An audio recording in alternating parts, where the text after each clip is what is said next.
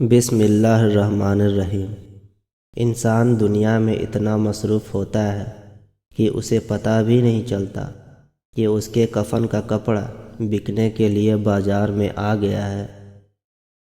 واصف علی واصف فرماتے ہیں، لوگوں سے الگ رہ کر سوچو گے تو لوگوں سے الگ سوچ مل جائے گی۔ اطمینان عام طور پر تنہائی میں اور خاص طور پر اللہ کی ذات میں اور خاص کر کے درود شریف میں ہے۔ اللہ تعالی ہم سب کو درود شریف پڑھنے کی توفیق عطا فرمائے، آمین۔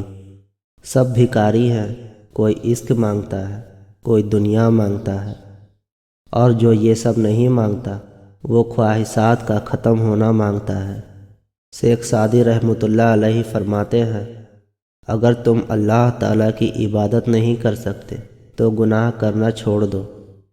قدرت نے دماغ کو دل سے اونچی جگہ دی ہے، اس لیے جذبات کو ہر حالات میں عقل کے تابع رکھنا چاہیے۔ جو شخص روکھی سوکھی کھا کر بھی مطمئن رہتا ہے وہ سب سے زیادہ دولت مند ہے، کیونکہ اطمینان فطرت کی سب سے بڑی دولت ہے۔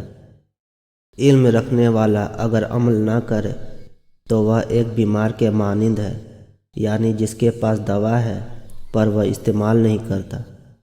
زندگی کا ہر لمحہ نہایت ہی قیمتی ہے، اس کا اندازہ قیامت کے روز ہوگا۔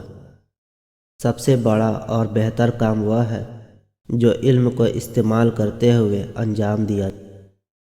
اصل ایمان یہ ہے کہ اگر انسان کو بے حیائی کا خیال آئے تو اللہ تعالیٰ سے حیا کرے اور اس سے شرمائے۔ خود کو پہچانے بغیر زندگی بسر کرنا بیوقوفی اور جہالت ہے۔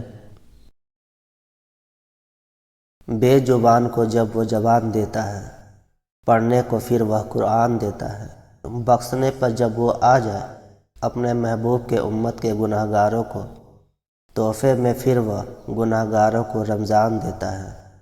اللہ تعالیٰ اس رمضان ہم سب کی مغفرت فرمائے، آمین۔